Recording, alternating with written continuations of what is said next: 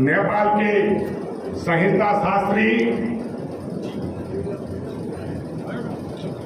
एवं नेपाल पशुपतिनाथ महादेव मंदिर के ट्रस्टी और हमारे ब्राह्मण अंतर्राष्ट्रीय संगठन ट्रस्ट के संरक्षक, हम सबको हमेशा आशीर्वाद देने वाले और भारत में जहां जहां उनको बुलाया गया है उस जगह उन्होंने आकर हमें उपस्थिति दर्ज कराई है।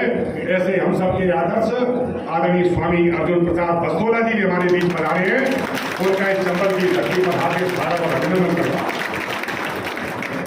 हमारे ब्राह्मण अंतर्राष्ट्रीय संगठन ट्रस्ट के राष्ट्रीय अध्यक्ष, बागपत उत्तर प्रदेश खेखला के निवासी, हम सबको बच्चों की तरह आशीर्वाद देने वाले आदरणीय डॉक्टर सुरेश्वर कौशिक जी से मैं आमंत्रित करता हूं कि वो आए और मंच पर अपना स्थान ग्रहण करें। ये क्या है?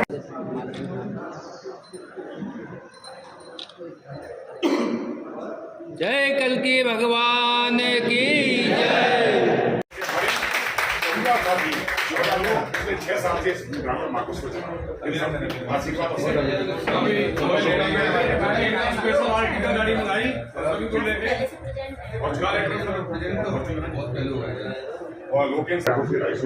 आज भारत की यात्रा पर आप आए हैं, क्योंकि आप बहुत बड़े पदों पर रहे हैं, शीर्ष पदों पर रहे हैं, तो उम्मीद ये की जाती है कि भारत और नेपाल के जो संबंध वर्षों तक रहे मैत्री, अब उन संबंधों में चीन ने कुछ अप्रोच कर ली।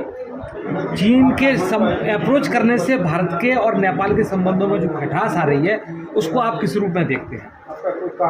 ये बात है कि हम विशेष करके यहाँ जो अमेरिका में आज बहुत होने जा रहा है युक्त महाकुंभ, उसी के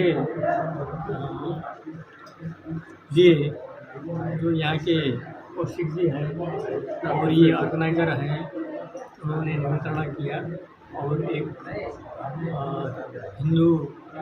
हिंदुत्व के लिए अपने जो जन्म हुआ, हिंदू कुल में जन्म हुआ, इसी के नाते, एक सदस्य के नाते हम यहाँ पर आए हैं।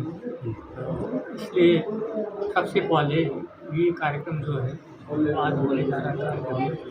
आप फॉर्मर प्राइम मिनिस्टर रहे हैं और हम उस समय में जो 2013 में जो संविधान सभा के निर्वाचन, पहले संविधान सभा के निर्वाचन के बाद उसका जो कार्यकाल था, उस कार्यकाल की अवधि में संविधान नहीं बन सका, तब उसके बाद वो रिजोल्यूशन में गया। तब उसके बाद क्या हुआ कि वहाँ राजनीतिक सहमति खींचातानी बढ़ गई। उसी समय हम चीफ जस्टिस थे और चीफ जस्टिस होने के नाते हमको सब अधिकतर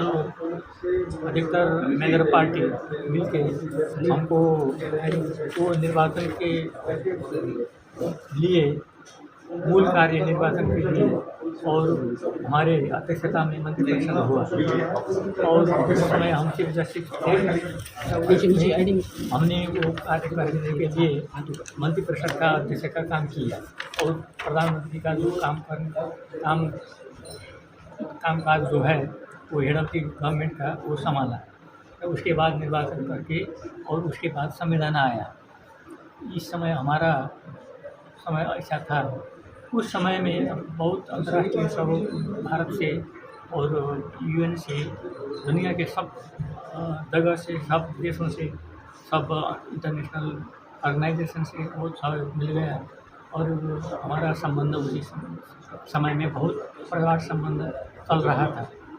अभी भी दोनों स्तरों पर ऐसे आ रहे हैं।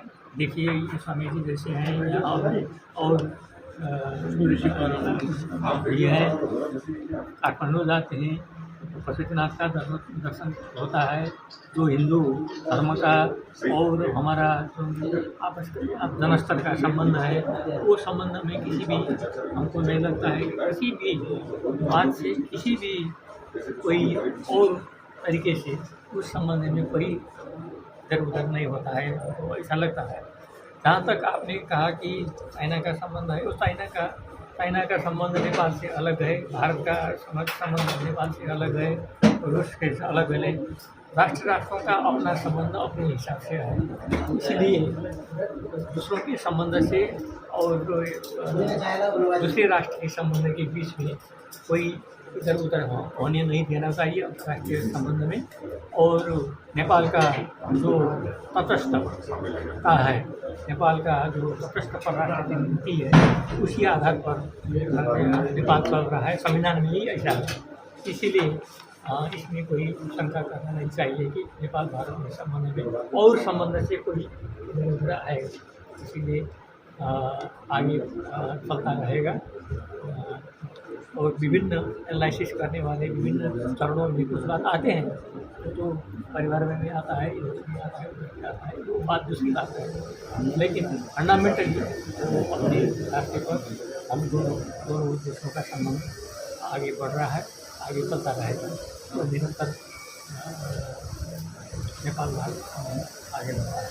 हमको ऐसा लगता है, हमारा एक्सपीरियंस यही है। भारत में एक गोरखा बटालियन हुआ करती थी और वो 1947 से पहले से ही हुआ करती थी और उसको बड़ी तवज्जो मिलती थी। लेकिन जो कंट्राडिक्शन आया है भारत बिटवीन नेपाल के बीच में, उसके बाद से नेपाल ने गोरखाओं को इस बटालियन में भर्ती होने को लेकर कोई बैन लगाया है क्या?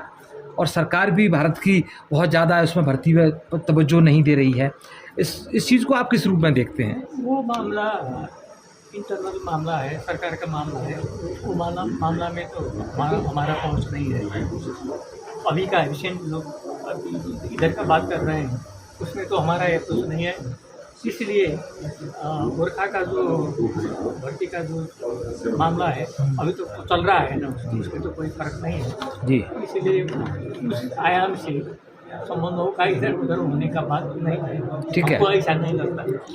आपके यहाँ एक आंदोलन चला मधेशिया में, बिहार मूल के लोगों ने अलग राज्य बनाने की मांग कर दी। आपकी सरकार वहाँ की, नेपाल की, इसके लिए सहमत नहीं थी। नेपाल की सरकार सहमत नहीं थी, चूँकि हमारे देश के लोग थे, उन्होंने कहा कि बनना चाहिए। वो स्थिति क्या है और उसमें अब आप उसको किस तरीके से देखते हैं? एक वो तो 1964 में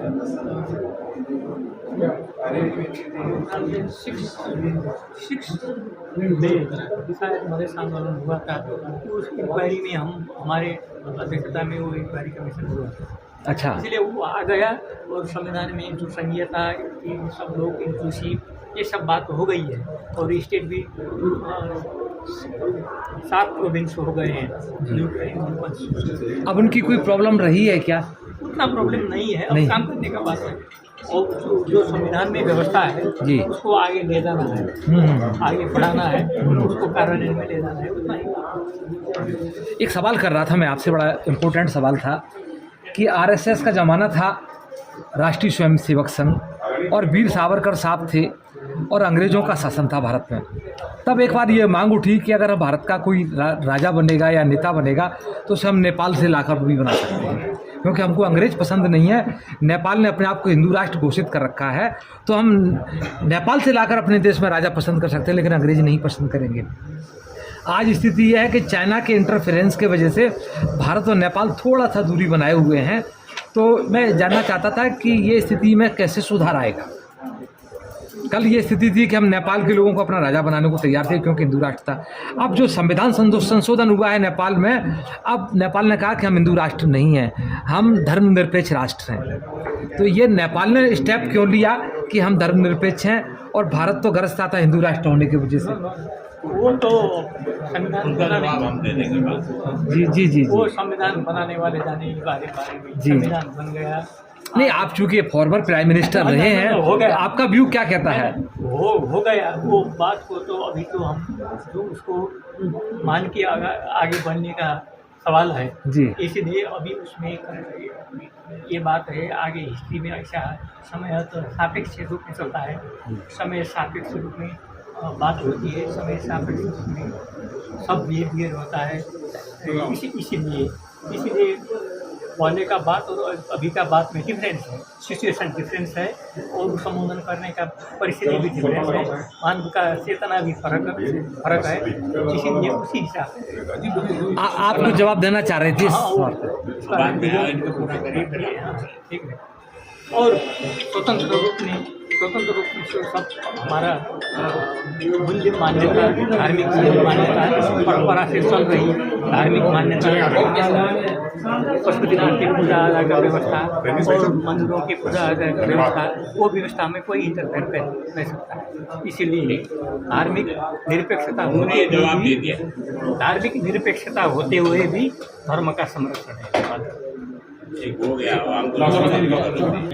सर, भारत की जनता के लिए कोई संदेश आप देना चाहेंगे? भारत की जनता के लिए संदेश यह है कि नेपाल और भारत में राजनीतिक और प्रशासनिक तौर पे कुछ गलत अवधारणाएं हो, फिर भी जन स्तर पे नेपाल भारत के बीच में रोटी बेटी का संबंध है। यहाँ की बेटी, ग्वालियर की बेटी मेरे नेपाल में ब्याही हुई है। बाजीराव सिंधिया, कौन से माधवराव को बड़े उनकी बड़ी बहन नेपाल, और जो राजमाता विजयराजे सिंधिया थी वो नेपाल से थी, बिल्कुल।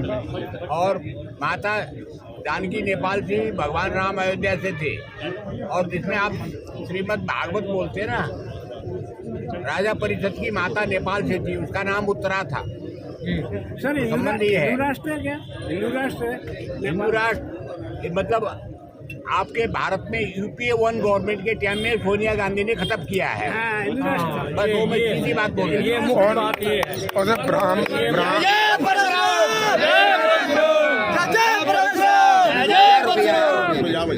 सर, और मैं सिर्फ नेपाल और भारत की बात नहीं करता हूँ। अमेरिका में एक federation of Hindu temples in United state है, उसमें 7000 मंदिर है, उनका संरक्षक मैं हूँ।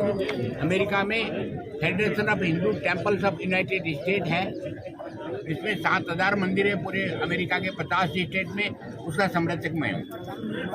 इन भारतीय ब्राह्मणों के लिए, एकता के लिए क्या संदेश है आपका? भारत में पूरे विश्व में 35 करोड़ 78 लाख ब्राह्मण हैं, और इनके अलग अलग सिर्फ भारत में 800 संगठन बने हुए हैं, जिसमें 40 संगठन से मैं खुद ही जुड़ा हूँ। और क्या बताऊँ।